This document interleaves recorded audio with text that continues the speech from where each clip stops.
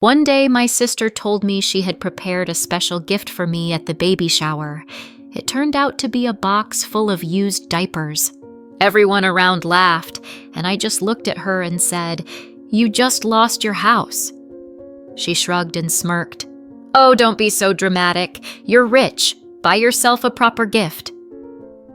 Hi, my name is Emily. I'm 32 years old, and right now I'm sitting in the living room, still processing what happened at the baby shower. I just need to vent because it wasn't just a stupid prank. It was the culmination of many years of being taken for granted, especially by my older sister, Sarah. If you've ever had a toxic relative who felt entitled to your success, your money, your life, you'll understand me. Now, let's get back to today. "Open it," Sarah said with fake enthusiasm and practically thrust the big box into my hands. The whole room watched. Colleagues, friends, family, relatives, balloons everywhere, a welcome baby banner, the perfect party scene. I hesitated, but still pulled the ribbon. Inside was a pile of used diapers. Laughter erupted instantly. It was loud, genuine laughter. Even my mom covered her mouth trying to hold back, but her shoulders were shaking too. Sarah laughed until tears rolled down her eyes, as if she had just told the best joke in the world. "Oh, come on," she said, flipping her perfect blonde hair. "It's just a joke. You can afford a real gift, right?" Of course, I'm the rich sister, the one who works, saves, plans, and she's the one living day by day, from one financial disaster to another, always expecting that I or our parents will bail her out at the last moment. But this box wasn't just a bad joke. It was humiliation at my own party from someone I've helped so many times. In childhood, Sarah was always the golden child, not because she was special, but because she was good at pretending in front of our parents, the caring, responsible older sister. But behind closed doors, she was cruel, sarcastic, and envious. I remember preparing for my entrance exams, studying at night hoping to get a scholarship and leave. That night she came in angry. Her boyfriend didn't buy her the necklace she wanted. "You think you're better than me?" she asked, leaning against the doorway of my room. "Sitting here like a nerd, thinking if you work hard, everything will be yours?" When I got the scholarship and left, she was proud again, telling everyone how she believed in me, how I was amazing. And when she got into debt, she quickly remembered what it meant to be close. "Emily, everything comes easy to you. Share a little. Don't be so greedy. You've changed. You used to be kinder." I helped pay her rent, cleared her loans, even co-signed a loan for her, which I quickly regretted when she just stopped paying. And now the box of diapers, a gift from my dear sister. "Funny," I said, looking her in the eyes, almost as funny as the fact that you no longer own your house. The silence fell instantly. Sarah frowned. "What are you talking about?" "Oh, forgot to mention." I turned to the guests. 6 months ago, I bought the mortgage on Sarah's house. She missed payments again. I didn't want the bank to take her home, so I bought it all out of generosity. But after today, I tilted my head slightly. I changed my mind. "You're lying!" Her voice shook. I pulled out my phone, opened the property statement, and turned the screen to her. Her name was no longer there, only mine. The room froze. My mom looked back and forth between us in horror. Sarah turned pale. I put the phone back in my bag. "I planned to surprise you, to let you stay, maybe even sign the house over to you later. But since you think I should buy myself gifts, I'll save on your rent too." I let that hang in the air. Sarah giggled nervously, saying, "Oh, don't dramatize. You're rich. You can afford to do the right thing, right? I repeated calmly, without emotion. You mean publicly humiliate a pregnant sister in front of family and friends? It was a joke, she shouted, but her voice trembled. Her mask of confidence started to crack. I responded with silence, thick, deafening, the kind you want to turn away from.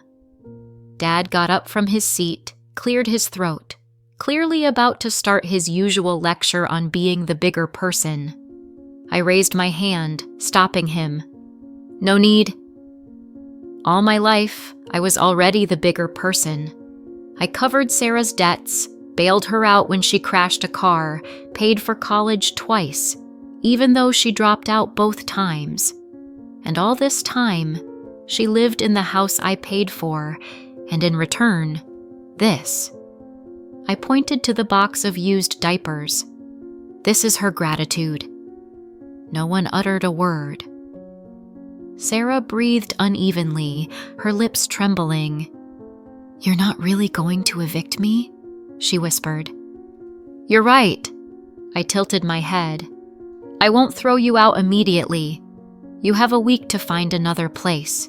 Mom rose from the chair. Honey, don't you think that's a bit rude? I turned to her with a smile. As rude as a cake soaked in sugar syrup. A beautiful shell that can rot your teeth. I paused and added, You have a spare room, Mom.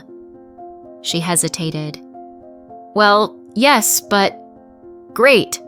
I clapped my hands. So Sarah has a place to stay. Sarah's eyes widened in horror. I don't live with Mom and Dad. Well, Sarah, I said sweetly, you should have thought about that before you handed me a box of garbage at my party. The silence became almost physical, as if the air had thickened. Then the evening continued. The food was delicious. Gifts from real friends were genuine and warm. Sarah left early, and for the first time in my life, I didn't run after her. She was no longer my concern. Less than 12 hours passed, and my phone started ringing off the hook. I woke up to missed calls and dozens of messages. Mom, Emily, we need to talk. Sarah is crying. You humiliated her in front of everyone. Why? Dad, you went too far. This is too much. Sarah, you're toxic. It was just a joke. Do you really want me homeless because of a prank? Classic. Sarah is the victim again. When things don't go her way, everyone else is to blame. I didn't answer any of the messages. Michael, my husband, sat next to me in the kitchen, drinking coffee and scrolling through his phone. He raised an eyebrow and chuckled. Looks like the fallout has started. He showed me the screen, a post from my cousin Lily on social media. Sarah gave her pregnant sister used diapers and then cried when she got what she deserved. Actions have consequences. The comments were ruthless. She's been leeching off Emily for years. Really thought it would be funny at the baby shower? She's lucky she got a week. I felt a light, warm satisfaction. People finally saw her true self. Michael hugged me. So, what's next? I sighed and said, I'll wait, let her stew a little, then decide. By noon, Mom arrived unannounced, without warning. As soon as I opened the door, she rushed inside. Emily, we need to talk. I crossed my arms. You could have called. I did call, she snorted, settling on the sofa. You ignored me. I stood by the wall in silence, showing not a shred of sympathy. Mom sighed heavily. Yes, Sarah made a mistake, but you went too far. Throwing her out over a harmless joke is cruel. I raised an eyebrow. Harmless? She made a mockery of me in front of everyone. She just has a weird sense of humor, Mom started, but I interrupted. She did it deliberately, and you enjoyed it. You laughed too. Mom lowered her eyes. She's your sister. You can't abandon family over one mistake." "One mistake?" I repeated. "What about debts, loans, all the years I was her bank? Isn't that counted?" Mom just pressed a hand to her forehead. "I just don't want you to be estranged forever over this." "Don't you think she was estranged from me for years by taking and taking, never once thinking about me?" Silence. "Okay," Mom finally said. "How about a compromise? Let her stay another month just to get back on her feet." I gently smiled. "Sure." "Really?" "Yes, just she must return the $3,000 she owes me from last year first." Mom's face darkened. "Emily, you know she doesn't have that kind of money." "Then she doesn't have the right to stay," I calmly replied. Mom jumped up. "You are heartless." "No, Mom." I calmly looked at her. "I'm just tired of being your insurance when things go wrong." She left, slamming the door. That night, Sarah made the last desperate attempt. She showed up at my doorstep, knocking like crazy, and when I opened the door, she burst into the apartment as if someone had invited her straight into the living room. "What's wrong with you?" she yelled as she stormed into the house. I calmly shut the door behind her. "Hello to you too." Sarah turned, her face burning with anger. "Are you serious? You are really throwing me out? You want me homeless?" I crossed my arms. "Call it a joke if you want, but you're no longer my problem." She laughed hysterically. "Well, come on, Emily. You have a huge house. You're rich. What's your problem?" I stared at her. "Sarah, do you even hear yourself?" She snorted. "I'm not asking for much, just a little help. I would do the same for you." I couldn't help but laugh out loud. "You would help me?" "Yes!" she shouted, almost yelling. I stepped forward, lowering my voice. "Really? Then remind me when you helped me." She blinked. Her mouth opened, but no words came out. "Were you there when I was drowning in student debts? No. When I worked 3 jobs to afford to move out? No. When I needed any word of support? No. You just took and laughed as I tried to save face." I nodded. "Exactly." Sarah tried to change tactics. "Please." Her voice softened and trembled. "I really have nowhere to go." "Really?" I echoed sarcastically. "Mom and Dad have a guest room." Her face twisted in disgust. "I can't live with them again." "Then you'll have to figure something else out." Tears welled in her eyes. "Emily, I beg, just for a little while. Just a moment." I almost gave in. Almost. But then I remembered the box of diapers, the laughter, all those years she lived off me, pretending nothing was happening. I took a deep breath. "Good luck, Sarah," and opened the door. She stared at me in total shock. "You're really throwing me out." "You have 6 days left," I reminded her. "Better start counting." She rushed past me, stopping at the doorway. "You are horrifically unfair." I smiled. "And you are homeless." She let out a stifled scream and left. I closed the door, turned the key, and for the first time in many years, took a truly deep breath. I felt free. Sarah didn't leave quietly. Over the next few days, she tried everything. Guilt trips, threats, pleas, threats. First, she played on pity. "Emily, you're my sister. How can you sleep knowing you're leaving me homeless?" "Like a baby," I replied. "Thanks for asking." Then she tried to apologize. "I crossed the line. I shouldn't have done it at your party. Let's forget it." "When you transfer me the $3,000 you still owe?" I asked. "Oh my God, you're unbearable." On the fourth day, Mom called in a panic. "Emily, Sarah says you're spreading lies that she stole something from you." "That's true, Mom. I didn't make anything up. I just said the truth. She owes me money and doesn't plan to return it." "But now she says you're ruining her life." "No, she ruined her own life. I just stopped saving her." Mom was silent for a few seconds. "I don't understand why you became so cold." "Because I'm done," I replied. "I'm not her bank. I'm not her insurance.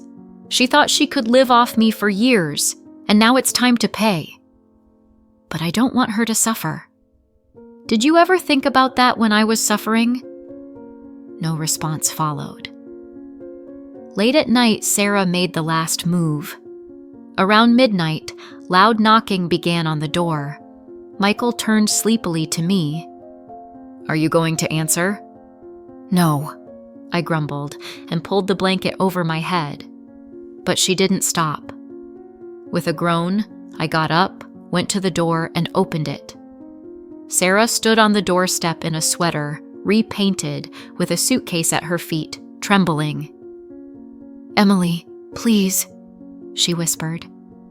"I have nowhere else to go." I crossed my arms, looked at her straight, without pity. She swallowed. "I can't live with them. Mom is domineering, nags all day, and Dad just pretends I'm not there." I barely smiled. "Sounds very familiar." Sarah's face twisted in frustration. "I can't be there, Emily. Just let me stay here for a few more weeks." "No," I calmly replied. She whimpered pitifully, genuinely. "Please, I'll find a job. I'll pay. I raised my hand, interrupting her. "Stop." She fell silent. I took a deep breath and said, "Sarah, I don't trust you. You never change. You never truly fall because you know I'll lay a safety net for you. But not this time. I'm not pulling you out of the pit you keep diving into with insistence." Her mouth opened to argue, but I didn't let her. "You laughed in my face at my party. You gave me a box of used diapers not as a joke, but as a show of disdain. It wasn't foolishness. It was calculated, cold-blooded cruelty. And now you want me to save you?" Tears ran down her cheeks. "I have nowhere else to go." I sighed. "That's not my problem." Her face instantly twisted in anger. "So you're really pushing me away?" "Yes." She clenched her fists. "Fine.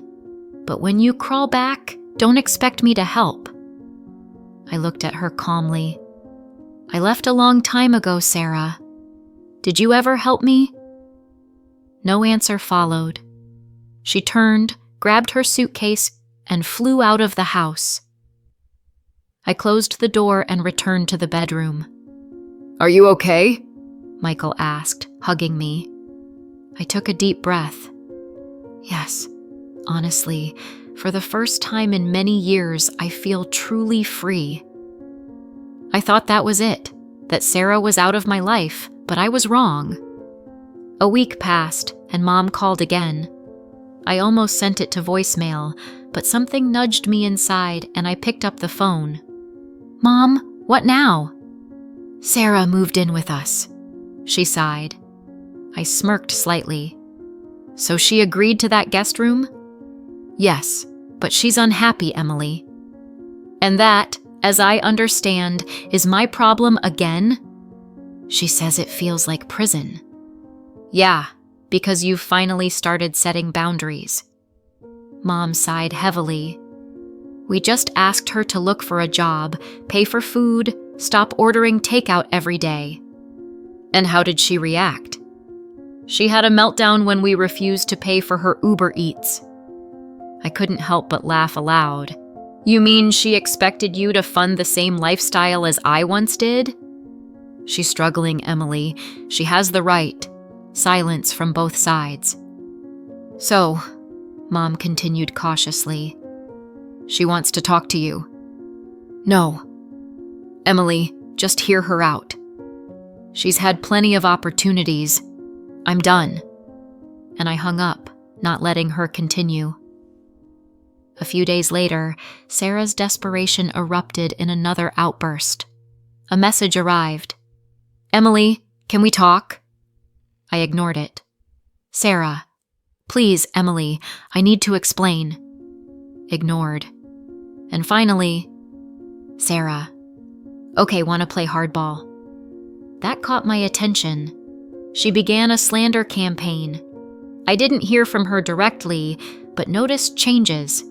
Cousins who once supported me became distant.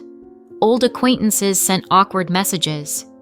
Hey Emily, is it true you kicked Sarah out just for revenge? Wait, you bought her mortgage to evict her. Kinda harsh. Sarah played her favorite role as a poor victim again, while I was portrayed as a heartless villain. But this time, I was ready. I answered with facts. She didn't pay the mortgage. I bought the house so she wouldn't lose it. She didn't try to fix anything, and then handed me used diapers at the baby shower and laughed. And added, think, would you help someone who treated you like that? Gradually, the situation began to turn around. One by one, people started seeing the truth. Even the most loyal to her began to distance themselves. Sarah disappeared for 2 weeks, and then Dad called. She's moving out today. Found somewhere to go. He snorted. To some friend's place, without work, without money, without a plan. I sighed. Looks like she'll never know what responsibility is. Unless, he pondered. I doubt it, he admitted. Then he quietly added, You know, I should have listened to you back then. For the first time in many years, I stopped waking up to desperate messages, calls hinting at guilt, or emergencies that, as if by magic, always required my money. It was surprisingly empty, quiet, calm. Michael and I focused on preparing for the baby's arrival. Real friends helped set up the nursery, brought cute things, sent advice and words of support. My life became peaceful, genuine. But of course, Sarah couldn't disappear forever. 3 months passed, and she reappeared. The last attempt. I was sitting in a rocking chair, reading children's books. My phone vibrated. Sarah, hey sis, I miss you. I just stared at the screen. 3 months of silence, and now as if nothing happened. I ignored the message. An hour passed. Another one. I've thought a lot. I know I messed up. I want to make things right. Can we meet? I showed the message to Michael. He just raised an eyebrow. She's definitely scheming something. I stayed silent. And finally, the third message. Sarah's classic attempt. I thought, could I stay with you for a while, just until I get on my feet? I promise, this time will be different. I laughed out loud. That audacity, painfully familiar. The same old Sarah. I picked up the phone and wrote her my final reply. Sarah, you've burned this bridge. You didn't just use me for years. You humiliated me in front of friends, made me a monster, spread rumors when it suited you. And now, when there are no other options, suddenly want to fix everything. She read it. The 3 dots appeared, then disappeared. Don't write to me. I'm no longer your insurance. Find another. And the last message. Blocked. I exhaled deeply, calmly, as if releasing a burden I had been carrying for years. Michael approached, hugged me, kissed my forehead. I'm proud of you, he quietly said. Sarah disappeared again, and I was left with a life without drama, without manipulations, without guilt. Just a peaceful, genuine life. Did you like the story? Write your opinion in the comments. Don't forget to subscribe to the channel and turn on notifications so you don't miss the next interesting story. See you tomorrow.